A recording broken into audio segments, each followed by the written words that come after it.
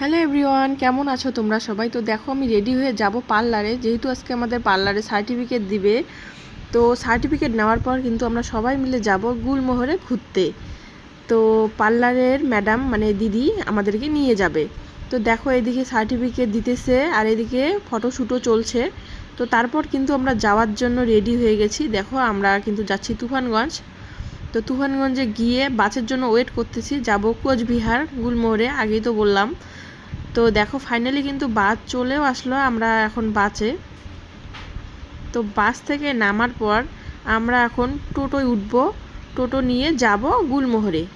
তো দেখো এখন আমরা টোটোয়। তো ফাইনালি কিন্তু আমরা চলে আসলাম গুলমোহরে, দেখো পিছনে গেটটা দেখা যাচ্ছে। তো আমরা এখন ভিতরে যাব। তো আমরা ভিতরে আসলাম, এখন আমরা যাচ্ছি রেস্টুরেন্ট। আর দেখো ভিউটা কত সুন্দর, জাস্ট ওয়াও। মানে রাত্রিবেলা বেশি সুন্দর লাগে দিনের বেলার থেকে। তো তারপর আমরা অর্ডার করার পর সবাই সেলফি উঠতেছি, রেস্টুরেন্টে কিন্তু চলে আসছি। তো দেখো রেস্টুরেন্টের ভিতরটা খুব সুন্দর, একদম নিট অ্যান্ড ক্লিন। তো তারপর কিন্তু আমার চলে আসলো আমাদের খাবার। তো এইখানে ছিল পোলাও, মালাই পনির আর হচ্ছে বাটার নান। যেহেতু একটা দিদি ছিল নিরামিষ, সেজন্য সব কিছু ছিল ভেজ।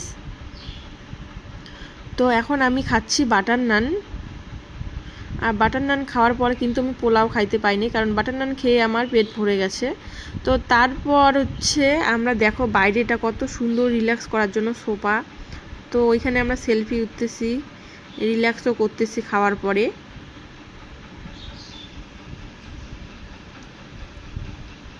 দেখো কত সুন্দর বাইরে ওইদিকে।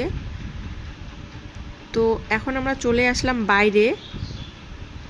তো বাইরে এসেও আমরা ফটো ভিডিও করতেছি।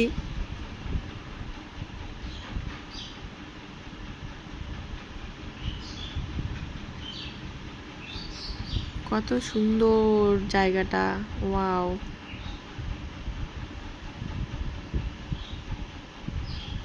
তো দেখো এদিকে আমি কেলি মারতেছি। তো তারপর আমরা যাব এখন সুইমিং পুলে। তো রেস্টুরেন্টের পিছনে কিন্তু সুইমিং পুল, তো ওইখানে আমরা আসছি। তো এইখানে আমরা ভিডিও করতেছি, সেলফি উঠতেছি।